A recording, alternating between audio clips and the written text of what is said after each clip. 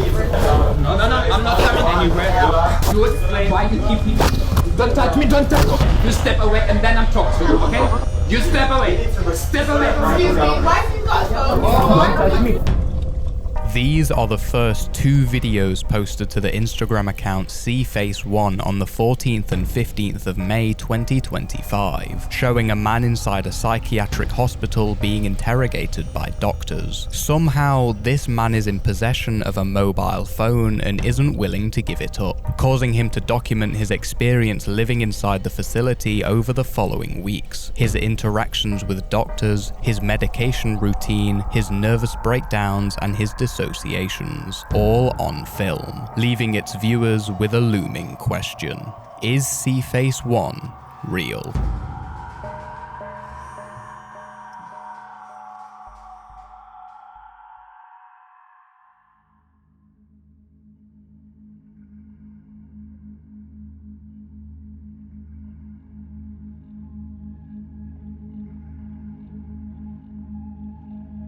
There is only so much we can gather from the first 2 uploads. We are, however, introduced to 4 characters: the man behind the camera, owner of the Seeface1 account, and 3 doctors, all of which remain faceless as the camera never pans high enough to reveal any distinguishable features. Each of the doctors are equipped with a pair of rubber gloves and are dressed as expected in a professional field, though only one carries identification, clipped to a blue lanyard and worn around the neck.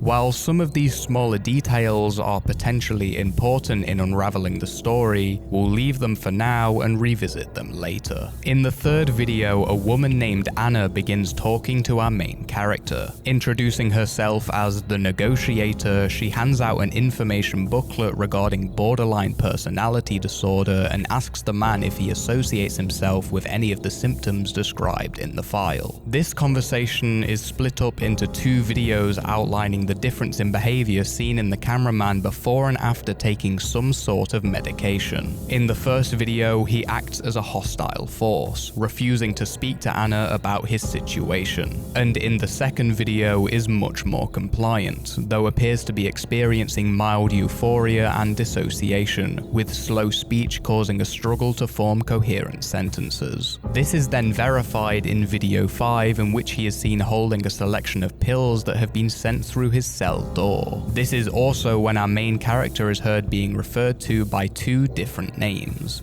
Alex and Sasha. While most of the staff seem to cite him as Alex, he is heard asking to be called Sasha on multiple accounts, usually doing so when he feels more comfortable or after taking his medication. Though you might suppose this is a byproduct of his suspected personality disorder, Sasha is often used as a nickname for the much longer Alexander in many Slavic countries. As Sasha appears to be from Southern or Eastern Europe, this is likely a nickname he has grown up with throughout his life. And while he prefers to be called Sasha, he was likely checked into the psychiatric facility under the name Alexander. For simplicity, we'll be calling him Sasha for the rest of the video. In videos 6 to 8, Sasha is seen talking to Dr. Julian, a character first mentioned by negotiator Anna back in video 4. It's here that they discuss Sasha's potential disorder in further detail, with Dr. Julian asking a variety of questions. Are you impulsive? Do you have unstable relationships with others? Are you confused about who you are? Do you have difficulty forming sentences? Are you hearing voices? Sasha answers no to all the given questions and claims to have gone through this process multiple times already. It seems that Dr. Julian is continuing this trend to find any patterns or discrepancies in Sasha's personality, to which he is quick to point out that Sasha had previously said he was hearing voices when talking to the police. No, I can't tell you anything. No? I'm not hearing any voices. You're not? No, not Not now. But were you hearing voices? Alex. Alex, a girl is missing. Okay? No. It was a joke. I told you. It was a joke. It was a joke. From this conversation alone, we can grasp that the situation at hand is likely a lot more serious than expected, as it seems Sasha is being held in this facility under police investigation and is a prime suspect in a missing persons case, meaning these conversations with doctors are likely to become a much more common occurrence.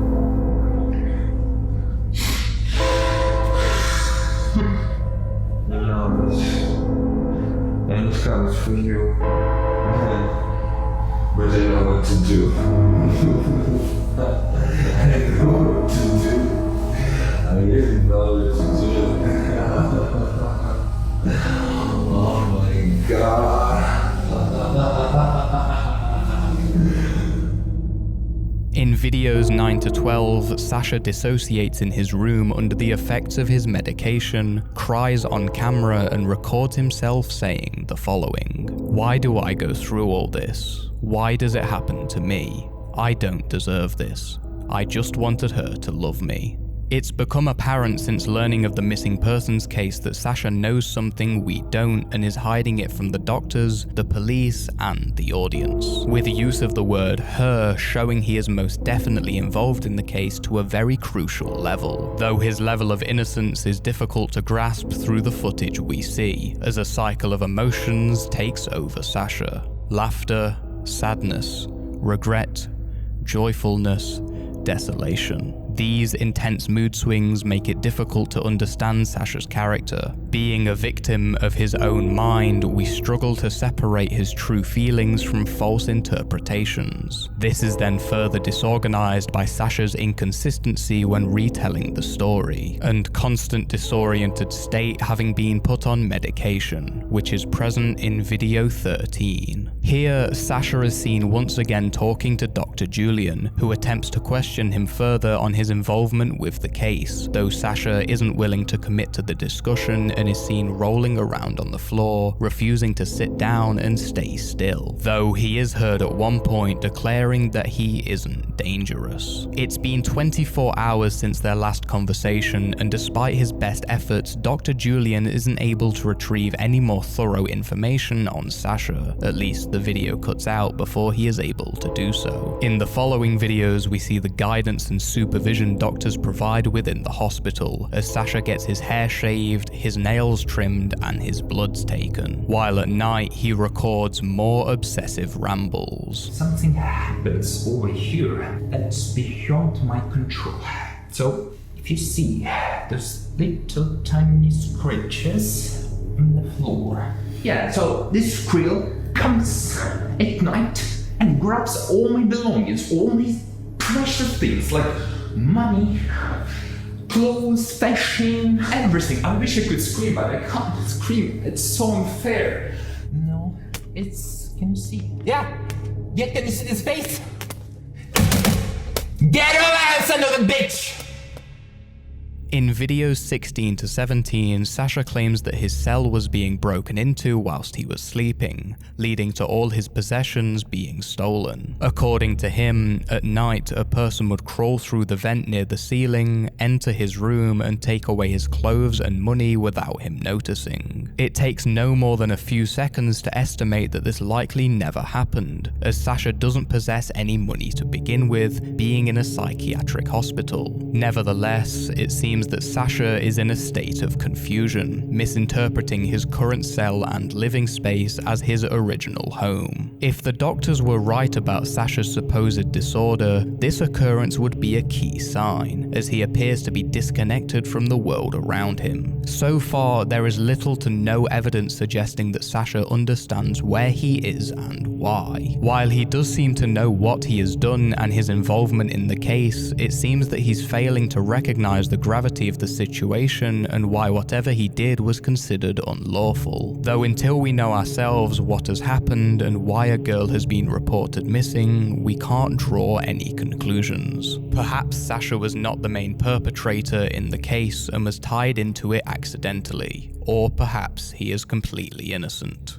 We'll never know until we learn of more information. And in the following videos, we get a good understanding of Sasha's current mental state. In video 18, Sasha is seen dancing on a wet floor in his cell room, sidestepping to his left and right. While it may sound as if there are multiple voices speaking throughout this video, there are no signs of another person being present within this room, and it appears that Sasha is doing this of his own accord, the reasons of which we are unaware of. Though this behavior may be linked to his medication, as we have previously seen him become hyperactive after taking his pills, he does seem to be more tense than usual, appearing more like his normal, aggressive self. It also seemed that his medication had worn off in the previous 2 videos, as he appeared to be talking clearer and was more aware of his surroundings. Though its properties may be considered unimportant, video 18 was one of the much more unusual findings. Sasha is then told he'll be allowed to go for a 30-minute walk, and while he is allowed outside, it seems that he still remains within the confines of the facility, likely a courtyard that's fenced off from the outside world. And it's here that Sasha begins to express deep emotion about his situation and state of mind. Upon catching a ladybird, he can be heard whispering to himself, "She doesn't like the shaky hands that I have,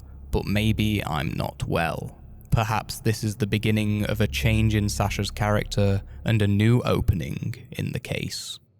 This, however, is still just the tip of the iceberg.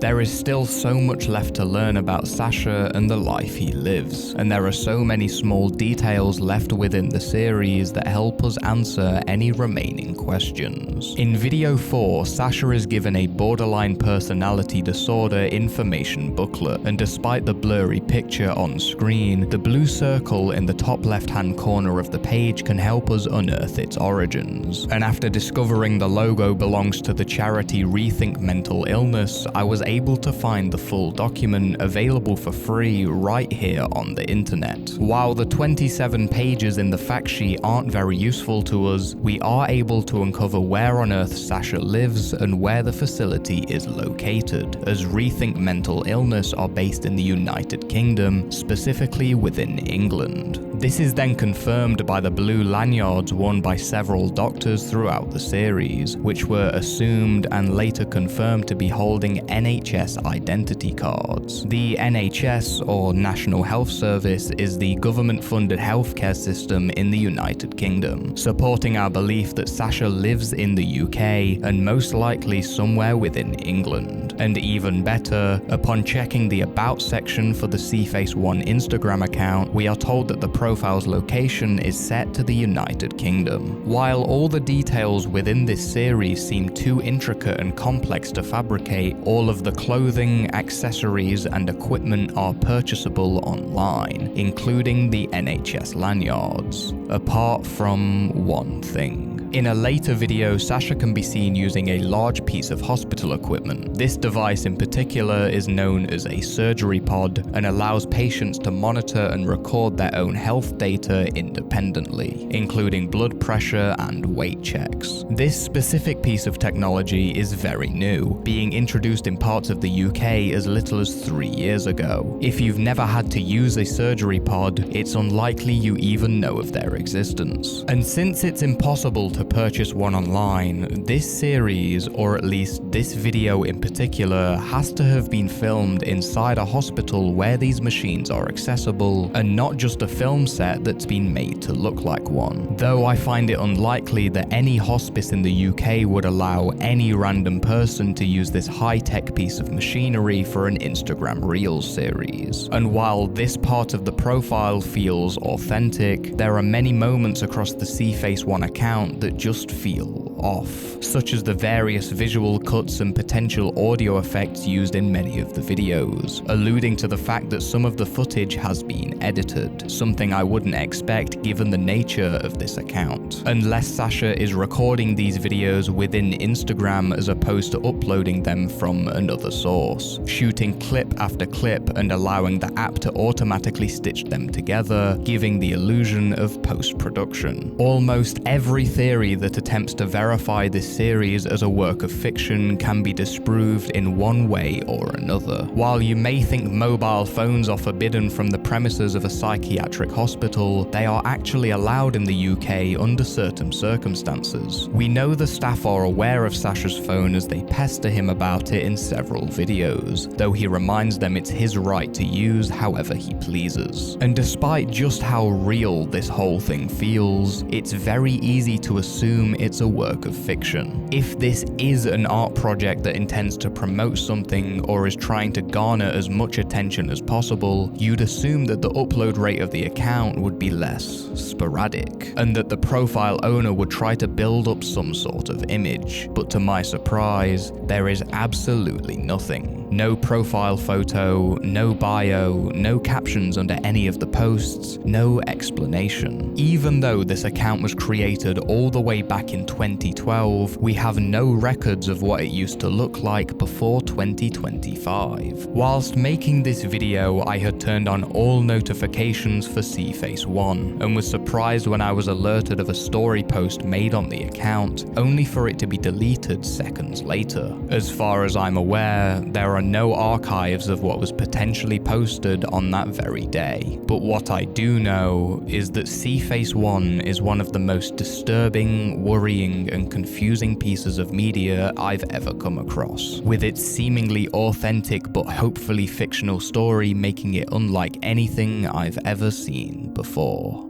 And this is just the beginning.